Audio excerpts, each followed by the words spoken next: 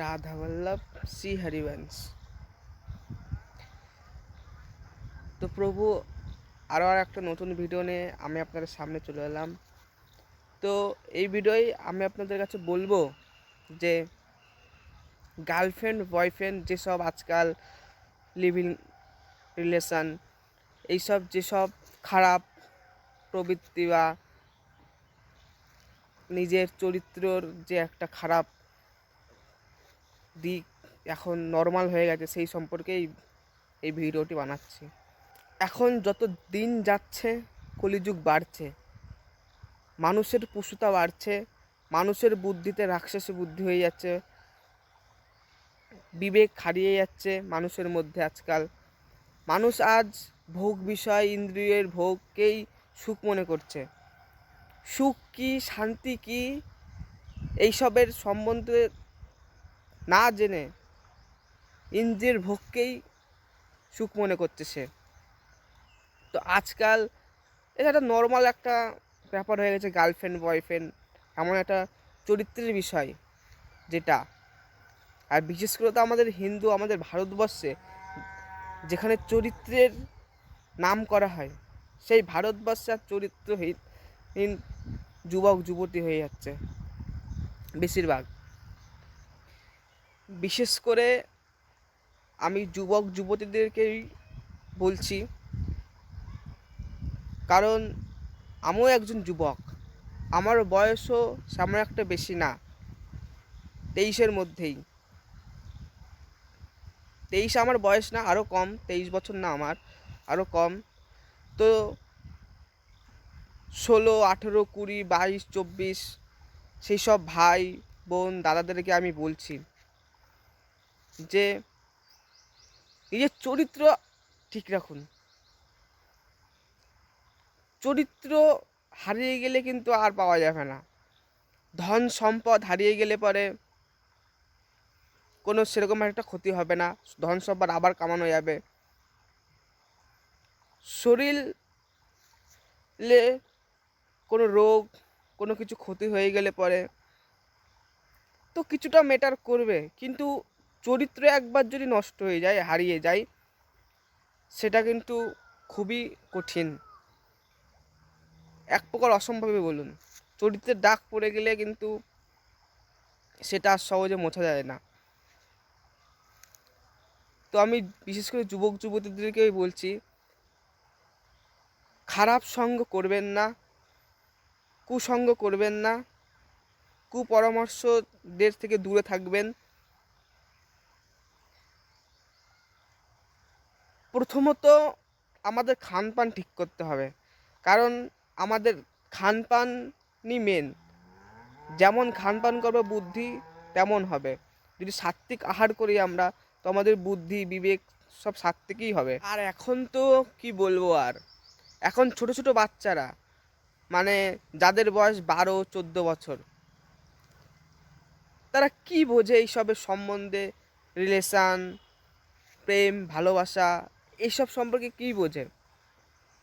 Actually ওদের ছোটোর থেকেই মাথায় ঢুকে গেছে যে আমাকে এটা করতে হবে।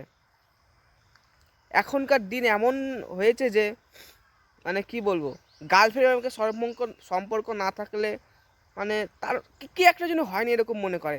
অ্যাকচুয়ালি সেটা জিনিস না, সেটা একদমই না।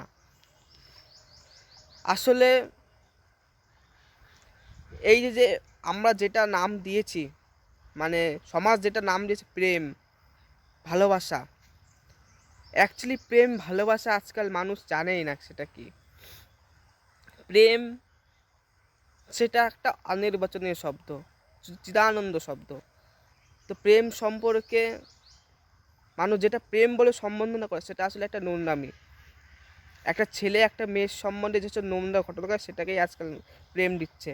প্রেমের মাহাত্ম্যই জানে না সেই অজ্ঞান ব্যক্তি, প্রেমের মাহাত্ম্য জানে না, সেই নোংরা জিনিস চরিত্রহীনতাকে প্রেম বলছে আজকাল মানুষ।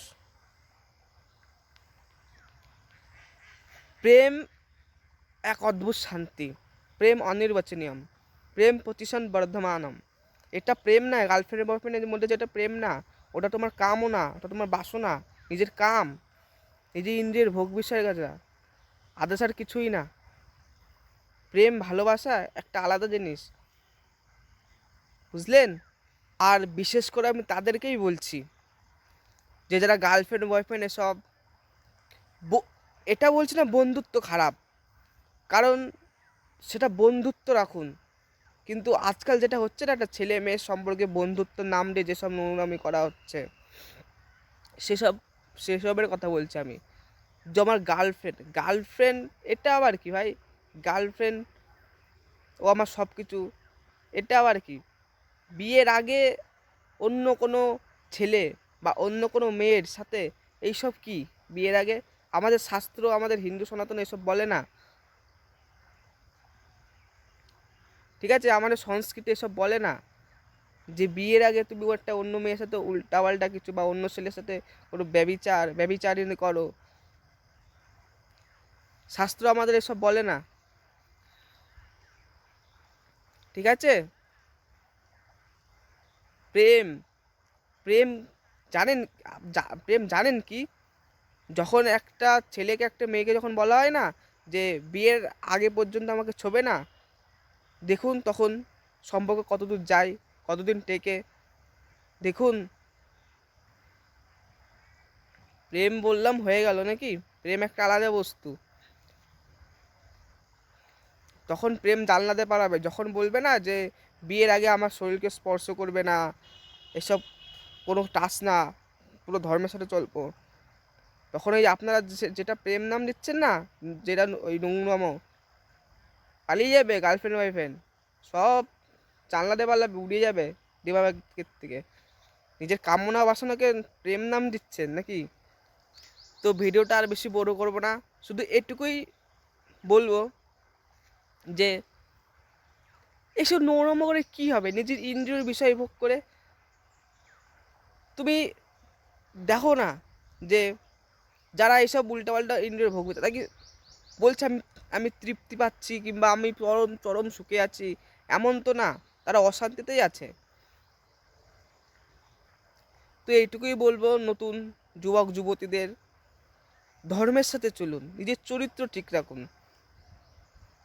নিজের চরিত্র ঠিক রাখলে সব ঠিক হবে।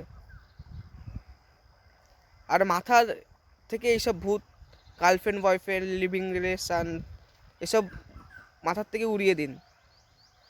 দেশের জন্য কিছু করুন, দেশের জন্য কিছু করুন, নিজের মা বাবার জন্য অন্তত কিছু করুন, ভগবানের নাম জপ করুন, এই সব করুন। তা না করে কী সব উল্টাপাল্টা কাজ করছেন? লজ্জা লাগা দরকার, লজ্জা। বেশি কিছু আর বলতে চাই না, বুঝলে এটুকুই বুঝে যাবেন, আর বেশি বলবো না। শ্রী রাধা বল্লভ, শ্রী হরিবংশ।